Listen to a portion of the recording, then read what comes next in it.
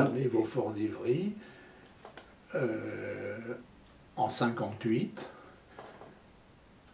pour être au laboratoire de tirage, puisque les reportages généralement se passaient plutôt en Algérie, et tous les reporters photographes qui étaient au Fort d'Ivry à l'époque étaient des professionnels qui avaient donc 10-15 ans de plus que nous, et qui rentraient quasiment tous de Vietnam.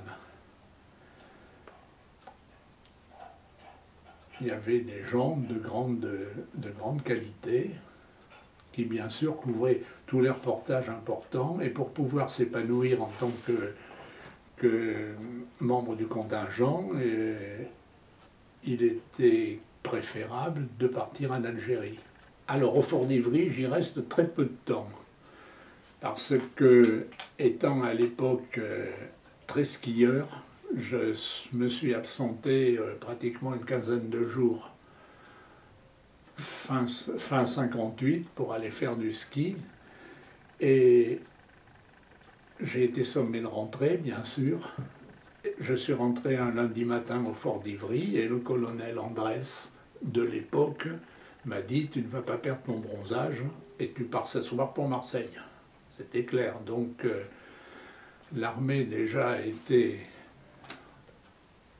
organisée à sa manière, et quand quelques jours après j'ai débarqué à Alger, j'ai débarqué au service en taxi, en civil, et personne ne m'attendait.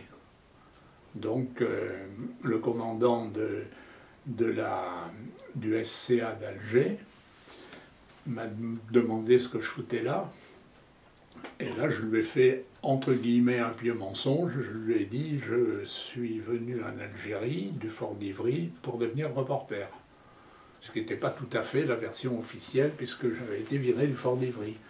Et ça a été donc un avantage, parce qu'au lieu de partir au mois de mars ou au mois d'avril comme il était prévu, on devait partir un groupe de 15 que j'ai retrouvé quelques mois après à Alger,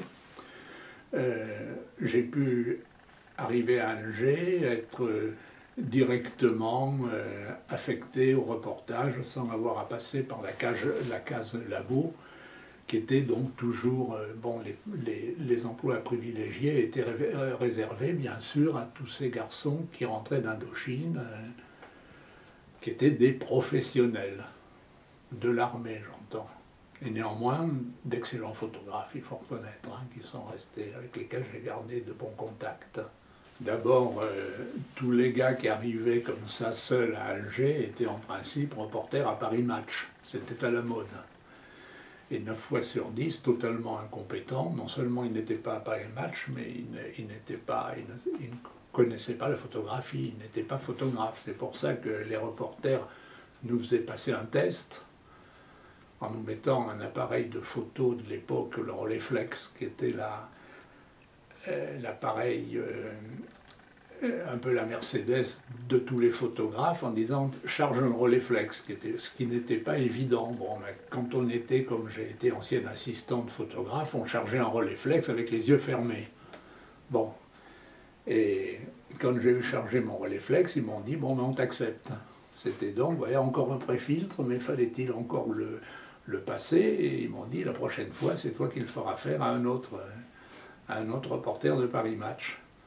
Et il y a des gars qui arrivaient qui étaient totalement incompétents, un peu comme monter dans une voiture, si on n'a pas un peu conduit avant, on ne sait pas où se trouve la pédale d'accélérateur. Hein.